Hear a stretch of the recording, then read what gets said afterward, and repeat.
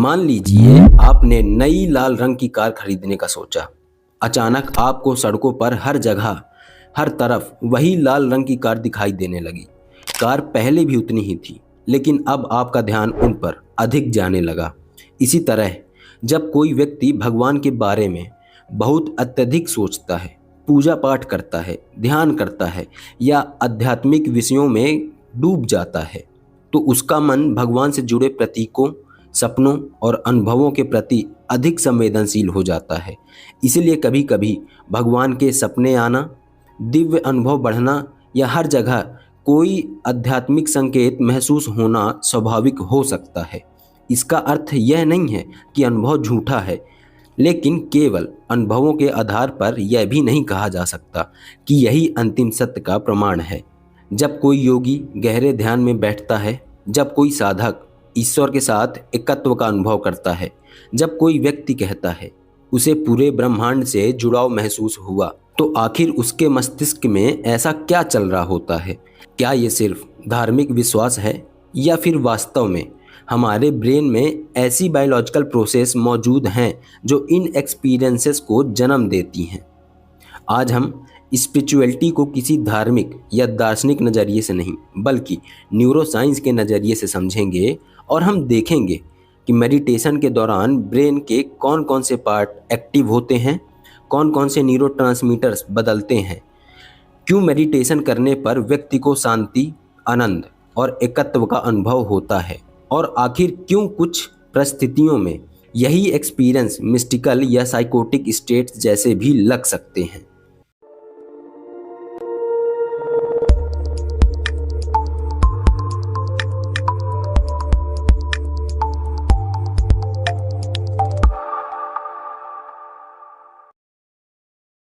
पहले स्पिरिचुअलिटी का मतलब समझते हैं। स्पिरिचुअलिटी शब्द आया है वर्ड स्पिरिटस से, जिसका मतलब होता है टू ब्रेथ। स्पिरिचुअलिटी का मतलब किसी पर्टिकुलर रिलीजन से जुड़ा होना नहीं है। स्पिरिचुअलिटी का बेसिक मतलब है खुद से बड़ी किसी रियलिटी या हायर पावर से कनेक्टेड फील करना। ये पावर भगवान भी हो सकते हैं, ब्रह्म भी हो सकता है, प्रकृति भी हो सकती है, या फिर कोई अल्टीमेट रियलिटी। रिलीजन और स्पिरिचुअलिटी एक ही चीज़ नहीं है। कोई व्यक्ति रिलीजियस हो सकता है लेकिन स्पिरिचुअल नहीं, और कोई स्पिरिचुअल हो सकता है बिना किसी रिलीजन से जुड़े हुए।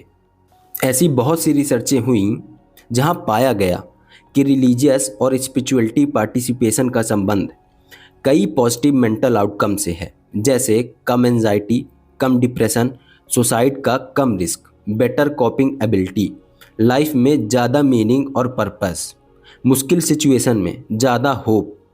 लगभग 98,975 लोगों पर की गई एक मेटा एनालिसिस में पाया गया कि स्पिरिचुअलिटी और डिप्रेशन के बीच निगेटिव रिलेशनशिप, यानी जितना ज़्यादा आप आध्यात्मिक होंगे उतना कम डिप्रेशन देखने को मिलेगा।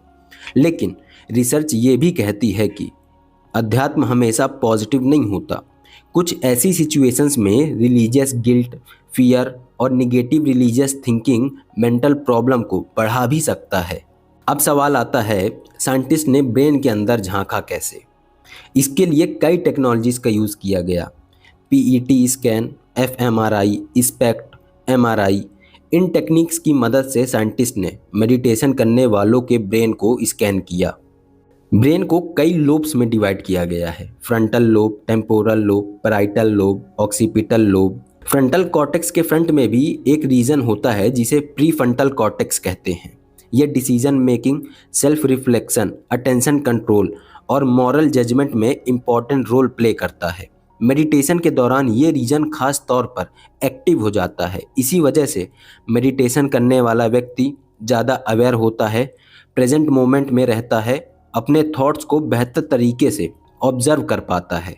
मेडिटेशन सिर्फ कंसंट्रेशन नहीं बढ़ाता, ये दूसरों को समझने की कैपेसिटी भी बढ़ाता है। न्यूरोसाइंस में इसे थ्योरी ऑफ माइंड कहा जाता है, यानी ये समझने की क्षमता कि दूसरे लोगों के भी अपने थॉट्स, इमोशंस और एक्सपीरियंस होते हैं। इसी वजह से गहरे स्पिरिचुअल प्रैक्टिस के साथ कंपैशन, एम्पैथी, काइंडनेस में भी वृद्धि देखी गई है। अब आते हैं सबसे इंटरेस्टिंग डिस्कवरी पर। बहुत से साधक कहते हैं ध्यान में मेरा अहंकार समाप्त हो गया। मैं और ब्रह्मांड एक हो गए। मैं खुद को भूल गया। इसे सेंस ऑफ परसेप्शन बोलते हैं, जो कि लॉस्ट हो जाता है। सेंस ऑफ परसेप्शन का मतलब होता है आपका इस स्पेस में एग्जिस्टेंस। आप कहाँ एग्जिस्ट कर रहे हो, कहाँ खड़े हो। आखिर ऐसा क्यों होता है? ब्रेन में एक रीजन होता है पोस्टीरियर सुपीरियर पैराइटल लोब्यूल या पीएसपीएल। इसका काम होता है बॉडी की बाउंड्रीज को पहचानना, खुद और बाहरी दुनिया में अंतर करना, ये समझना कि मैं कहाँ हूँ और दुनिया कहाँ है। लेकिन गहरे मेडिटेशन में इस रीजन की एक्टिविटी कम हो जाती है। जब पीएसपीएल को कम इंफॉर्मेशन मिलने लगती है तो ब्रेन खुद और दुनिया के बीच का अंतर कम महसूस करता है और तब पैदा होता है एकत्व का अनुभव। ये वही स्टेट है जिसका वर्णन योगी, संत और मिस्टिक्स करते आए हैं। मैं ब्रह्म हूँ, सब कुछ एक है, मैं पूरे अस्तित्व से जुड़ा हुआ हूँ। न्यूरोसाइंस की लैंग्वेज में इसे पीएसपीएल डी-एफ्रेंटेशन कहा गया है। अब सवाल है, पीएसपीएल को कम इंफॉर्मेशन क्यों मिलती है? इसमें थैलेमस इंपॉर्टेंट रोल प्ले करता है। मेडिटेशन के दौरान प्रीफ्रंटल कॉर्टेक्स एक्टिव होता है। ये थैलेमस को इन्फ्लुएंस करता है। थैलेमस बाहरी दुनिया से आने वाली इंफॉर्मेशन का मेन गेटवे होता है। जब ये फिल्टरिंग बढ़ा देता है तो एक्सटर्नल डिस्ट्रैक्शंस कम हो जाते हैं और मेडिटेशन और गहरी होती चली जाती है। मेडिटेशन सिर्फ फोकस नहीं बढ़ाता, ये इमोशन को भी बदलता है। हिप्पोकैम्पस और एमिगडाला नाम के स्ट्रक्चर्स भी एक्टिव हो जाते हैं। इनकी वजह से emotional stability, better memory, inner peace जैसे एक्सपीरियंस पैदा होते हैं। मेडिटेशन के दौरान हार्ट रेट कम हो जाता है, ब्रीदिंग स्लो हो जाती है, स्ट्रेस कम हो जाता है, यानी पैरासिम्पैथेटिक नर्वस सिस्टम पीएसएनएस एक्टिव हो जाता है। लेकिन इंटरेस्टिंग बात यह है कि व्यक्ति पूरी तरह सोता नहीं है, वो अलर्ट भी रहता है, यानी रिलैक्सेशन और अलर्टनेस दोनों एक ही साथ मौजूद रहते हैं। अब आते हैं कि मेडिटेशन के दौरान ब्रेन के किन केमिकल्स में चेंज होता है। इनमें से मेनली 6 हार्मोन्स हैं जिनमें बहुत बड़ा बदलाव देखा गया। डोपामीन, सेरोटोनिन, गाबा, कॉर्टिसोल, एंडोर्फिन और मेलाटोनिन। रिसर्च में पाया गया कि मेडिटेशन के दौरान डोपामीन में लगभग 65% तक का इंक्रीज देखा गया। यह केमिकल मोटिवेशन, प्लेजर, सेटिस्फैक्शन से जुड़ा हुआ है। सेरोटोनिन का लेवल भी बढ़ता है। सेरोटोनिन बढ़ने से मूड इंप्रूव होता है, एंजाइटी कम होती है, डिप्रेशन कम होता है। गाबा भी बढ़ता है। गाबा ब्रेन का कामिंग केमिकल माना जाता है। कॉर्टिसोल का लेवल कम होता है। कॉर्टिसोल स्ट्रेस का मेन हार्मोन है। मेडिटेशन के दौरान इसका लेवल कम पाया गया। इसी वजह से मेडिटेशन स्ट्रेस मैनेजमेंट में भी हेल्पफुल माना जाता है। एंडोर्फिन्स और मेलाटोनिन बढ़ते हैं। एंडोर्फिन्स बॉडी का नेचुरल मॉर्फिन है। इसकी वजह से खुशी, उत्साह, दर्द में कमी महसूस होती है। मेडिटेशन के दौरान मेलाटोनिन भी बढ़ता है। मेलाटोनिन स्लीप और बायोलॉजिकल क्लॉक से जुड़ा हुआ हार्मोन है। मेडिटेशन इसका लेवल भी बढ़ा सकता है। इसके बढ़ने से आपका डेली रूटीन सही हो जाता है। आप टाइम से उठने लगते हो, टाइम से सोने लगते हो। जब सेरोटोनिन बढ़ता है, डोपामीन बढ़ता है, गाबा बढ़ता है और कॉर्टिसोल कम होता है तो नेचुरल एंजाइटी और डिप्रेशन दोनों कम हो सकते हैं। इसी वजह से मॉडर्न साइकेट्री में मेडिटेशन और माइंडफुलनेस को सपोर्टिव ट्रीटमेंट के रूप में यूज़ किया जा रहा है। अब सबसे महत्वपूर्ण प्रश्न आता है, क्या हर आध्यात्मिक अनुभव अंतिम सत्य होता है? यहाँ एक महत्वपूर्ण बात समझनी होगी। जब कोई साधक ध्यान में बैठता है और उसे प्रकाश दिखाई देता है, शरीर से बाहर निकलने जैसा अनुभव होता है, पूरे ब्रह्मांड से एकत्व महसूस होता है, या उसे लगता है कि उसने ईश्वर को देख लिया, तो क्या यह अनुभव अपने आप में इस बात का प्रमाण है कि उसने परम सत्य को जान लिया? आधुनिक न्यूरोसाइंस इस प्रश्न को सीधा सीधा हाँ नहीं कहती। ध्यान के दौरान मस्तिष्क में कई न्यूरोकेमिकल्स परिवर्तन होते हैं। इनमें डोपामिन, सेरोटोनिन और कुछ मामलों में डीएमटी, डाइमिथाइल ट्रिप्टामाइन जैसे रसायनों की भूमिका बताई गई है। ये वही रसायन हैं जो हमारी परसेप्शन, मीनिंग मेकिंग, इमोशन और रियलिटी एक्सपीरियंस को प्रभावित करते हैं। डोपामीन को अक्सर प्लेजर केमिकल कहा जाता है, लेकिन वास्तव में यह उससे अधिक है। डोपामीन किसी अनुभव को महत्वपूर्ण बनाता है। जब डोपामीन बढ़ता है तो व्यक्ति को लग सकता है कि उसे कोई महान सत्य मिल गया है, उसे ब्रह्मांड के रहस्य समझ आ गए हैं, हर घटना में कोई विशेष संकेत छिपा है। ध्यान के दौरान डोपामीन में वृद्धि देखी गई है, लेकिन यही डोपामीन यदि अत्यधिक बढ़ जाए तो कुछ मनोवैज्ञानिक विकारों में व्यक्ति साधारण घटनाओं में भी गहरे अर्थ देखने लगता है। इसीलिए किसी अनुभव का अत्यंत अर्थपूर्ण लगना यह नहीं सिद्ध करता है कि वही अंतिम सत्य है, वही परम सत्य है। दूसरा हार्मोन है सेरोटोनिन। सेरोटोनिन मूड को ही नहीं, परसेप्शन को भी प्रभावित करता है। बॉडी में 5-HT2A सेरोटोनिन रिसेप्टर की सक्रियता हेलुसिनेशन जैसे अनुभवों से जुड़ी होती है। रिसर्च में पाया गया कि 5-HT2A सेरोटोनिन रिसेप्टर की सक्रियता हेलुसिनेशन जैसे अनुभवों से जुड़ी हुई है। यानी रिसेप्टर साइकिडेलिक जैसे कि साइलोसिबिन और LSD के प्रभावों में भी महत्वपूर्ण भूमिका निभाता है। इसका अर्थ यह नहीं है कि ध्यान और साइकिडेलिक एक ही चीज़ हैं। इसका अर्थ यह है कि मस्तिष्क की कुछ समान जैविक प्रक्रियाएं प्रकाश दर्शन, दिव्य उपस्थिति का अनुभव, समय का लोप, अहंकार का विलय जैसे अनुभवों को जन्म दे सकती है।